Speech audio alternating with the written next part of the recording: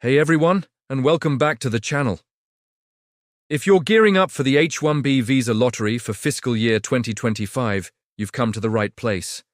The H-1B season is always a nail-biter, and with so much at stake, you want to make sure you get everything right. Today, we're diving deep into the essential filing tips and, more importantly, the common mistakes that can get your petition denied. Stick around, because this information could be the key to your success. First, let's talk about the registration process. The electronic registration window is short, usually just a few weeks in March. The biggest mistake here? Missing the deadline. It sounds simple, but every year people miss it. Set multiple reminders on your phone, your calendar, everywhere. Another critical point is ensuring all the information you enter is 100% accurate. Double-check and then triple-check the spelling of your name, your date of birth, and your passport number. Even a tiny typo can lead to a rejection later on. Make sure your information matches your official documents exactly. A huge change for the 2025 season is the new beneficiary-centric selection process. In the past, some individuals had multiple registrations submitted for them by different employers, which gave them a higher chance of being selected. USCIS has changed the rules to level the playing field. Now, each person will be entered into the lottery only once, regardless of how many employers register them. So what's the mistake to avoid here? Don't fall for schemes that promise to increase your odds through multiple registrations. It won't work anymore. Instead, focus on finding a legitimate job offer from a sponsoring employer. Your focus should be on the quality of your one registration, not the quantity. Now let's say you're selected. Congratulations. But the hard part is just beginning. This is when the full petition is filed and where many preventable mistakes happen. The most common reason for denial is a failure to establish a valid employer-employee relationship. USCIS needs to see that your sponsoring company has the right to control your work. This is especially scrutinized for roles at third-party client sites.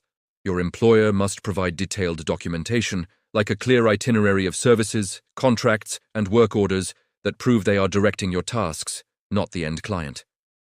Another major pitfall is the specialty occupation requirement. Your job must require a bachelor's degree or higher in a specific field, and you must have that degree or its equivalent. A vague job description is a red flag for USCIS. Your petition needs to clearly articulate the complex duties of the role and explain precisely why your specific degree is necessary to perform those duties.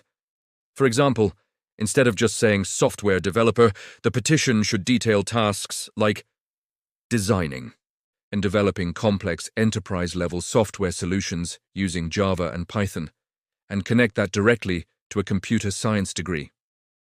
Weak or generic job descriptions are a fast track to a request for evidence, or RFE, and potentially a denial.